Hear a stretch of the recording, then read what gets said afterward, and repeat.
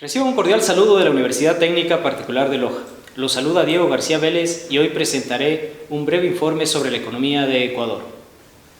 La economía ecuatoriana comienza a dar señales de reactivación y uno de los factores claves en esta recuperación ha sido el exitoso programa de vacunación que permitió que se impulsara y se dinamice la economía, principalmente en algunos sectores que han sido afectados notablemente por la pandemia, como el turismo, los restaurantes, el comercio y el transporte. En el sector exterior, según datos del Banco Central del Ecuador, la balanza comercial presenta un superávit de 1.814 millones de dólares, considerando el periodo enero-agosto de este año. Este superávit se genera principalmente por los resultados de la balanza comercial petrolera, que registró un saldo favorable de 2.933 millones de dólares, mientras que la balanza comercial no petrolera tuvo un déficit de 1.592 millones de dólares. En el mercado de trabajo se evidencia una mejora significativa en cuanto a la reducción del desempleo, puesto que pasó del 6,2% de septiembre de 2020 al 4,9% para septiembre de este año. De igual manera, el empleo adecuado aumentó de 30,8 al 33,5 en el mismo periodo, lo cual evidencia una leve recuperación del mercado de trabajo, en gran parte como resultado de las campañas de vacunación contra la COVID-19. Sin embargo, el empleo adecuado aún no recupera su nivel pre-pandemia, puesto que para septiembre de 2019 representó el 38,5% de la PEA.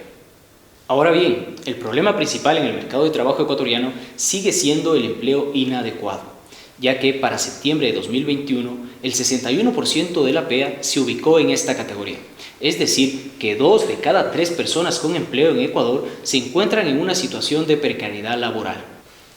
Por lo tanto, las reformas laborales que el presidente presentará a la Asamblea Nacional deben ir orientadas hacia la creación de empleos adecuados a través de incentivos al sector empresarial y en favor de la protección de los derechos de los trabajadores. En cuanto a la inflación, según datos del INEC, para septiembre de 2021 la inflación anual fue de 1,07%, contraria a las cifras negativas de la inflación que se presentaron en septiembre de 2020. Es más, la inflación anual a partir de junio de este año revierte esa tendencia a la deflación que se presentó desde julio de 2020 a junio de 2021, puesto que la inflación anual fue negativa durante dicho periodo, con un promedio de menos 0,97%. Aunque una inflación moderada, por ejemplo menor al 10%, se puede considerar como una señal de mejora en la capacidad económica de la población, es necesario y es preciso diferenciar si esta inflación se está generando por aumento de la demanda, es decir, porque los ciudadanos tienen mejores ingresos, o por aumento en los costos de producción.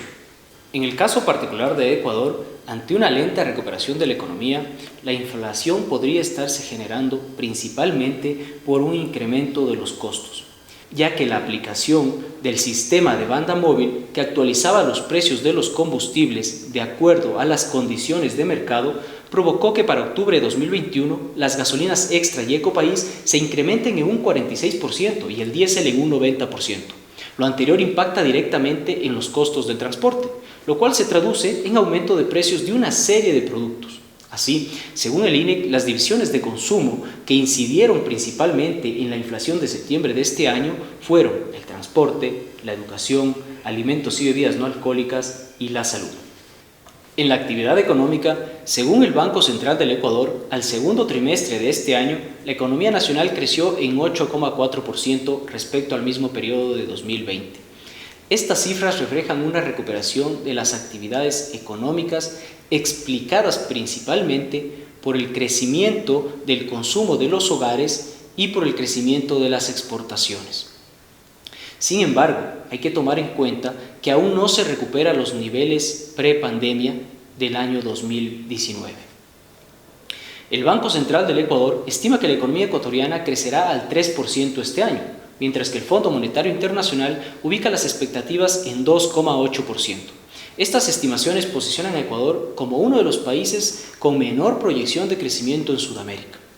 La situación política no es buena en el país, puesto que varias organizaciones y movimientos sociales han salido a las calles a demandar respuestas al gobierno, principalmente transportistas, agricultores y el movimiento indígena. Además, hay un posible juicio político al presidente impulsado por un sector de la Asamblea Nacional, debido a su vinculación en el caso internacional denominado Pandora Papers. Finalmente, el bajo respaldo que el presidente tiene en la Asamblea Nacional no le ha permitido aprobar sus proyectos de ley en materia tributaria y laboral, lo cual ahonda más la crisis política que atraviesa el país.